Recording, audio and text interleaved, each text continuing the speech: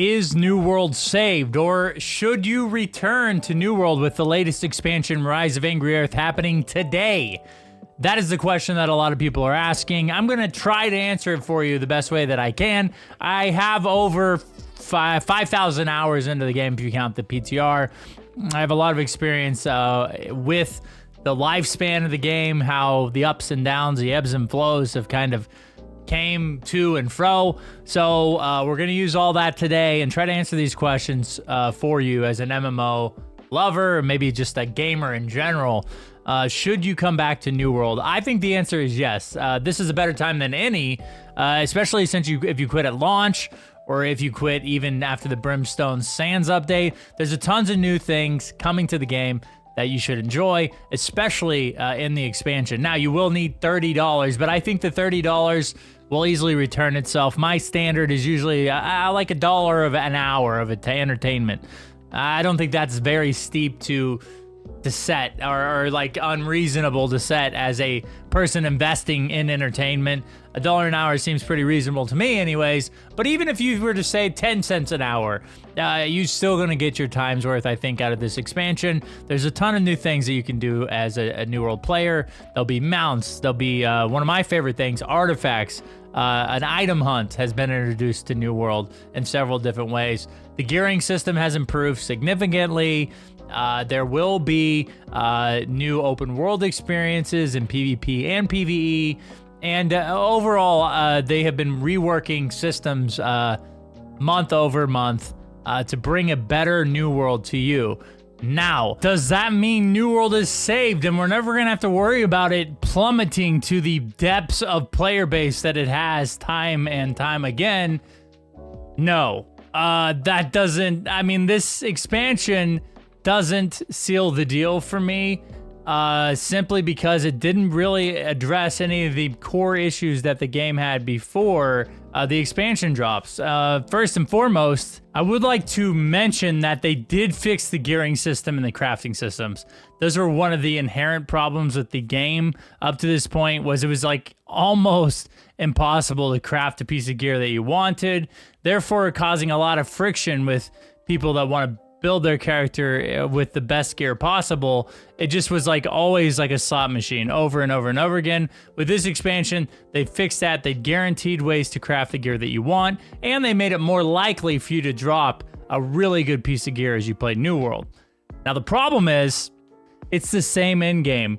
Once we get through the story, once we collect all the artifacts or, you know, mounts or whatever, we're going to be faced with the same challenges that we were before the expansion dropped, which was running Garden of Genesis or Lazarus on a mutated version time over time. You know, these things, the mutation system, while it is good for the game, is still pretty stagnant. You know, I compare Elite Chess runs to this as well. These are great features that would be complementary to a traditional raid system in New World, but they're not quite the thing that will keep people playing the game on a daily basis. I know at this point, I've already reached the stage of burnout with a lot of these expeditions, running them over and over again, especially when you talk about like, oh man, I'm trying to get my 10 to 20 runs in a week. Like, that gets old real quickly. And I think it's good for complementary purposes. It's great to have a good dungeon system in an MMO, but it just isn't quite there for me. The game needs to have raids. It needs a full-blown lockout, drops that you can only obtain in there, high, powerful items that will change the way you play New World. It still needs something like that. I would love for them to come out and just say that, we've heard you, and we are in the process of developing a full-blown raid for New World. Again, the in-game systems that were already in place, such as invasions and wars, have not been touched in this expansion either. These are two things that haven't really been changed since launch, which is pretty crazy to think. 2 years, two pinnacle game systems that New World has put in place, and they haven't been touched or improved upon since launch.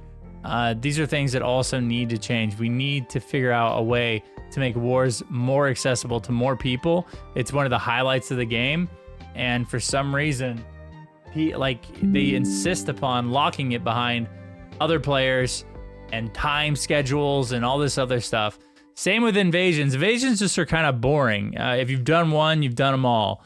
I would love to see them work in a way to have these invasions actually be a live open world thing where monsters kind of shut down the town. And if you don't defend them, obviously they can break the crafting tables or the governor desk or whatever you want them to do. I just would love to see invasions evolve into that as well.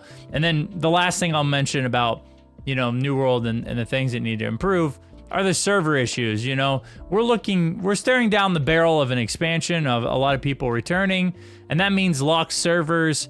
That means opening up servers that will one day probably end up closing or merging into one another. We got to figure this out. It's an MMO. We want a massive amount of people playing New World. It feels really bad when you can't play with your friends if they get the game or they're new to the game, or you're constantly have to worry about your server dying and you being stuck in this limbo of waiting to be merged into another server. It's just not good in today's day and age, as far as in the age of super servers and shards and everything like that. It really sucks to see New World suffer from a simple issue such as servers. So that's it. That's my take. Should you buy the game? I think so. If you like MMOs, or especially if you like New World, it's going to bring a lot of content to the game. You're going to need the game to play the end game now, do mutations and everything, because those are indeed locked behind the expansion. And I mean, I think as far as $30 go, it's not that big of a deal. New World, this is the first time they've actually forced people to pay money for the game since launch. So I really think it's the $30 price tag is worth the squeeze. And again, New World, it's challenging. I don't know exactly how much content is in this expansion, but I did play the PTR for several days in a row, and I felt like I had digested basically all that the expansion had to offer in those few days.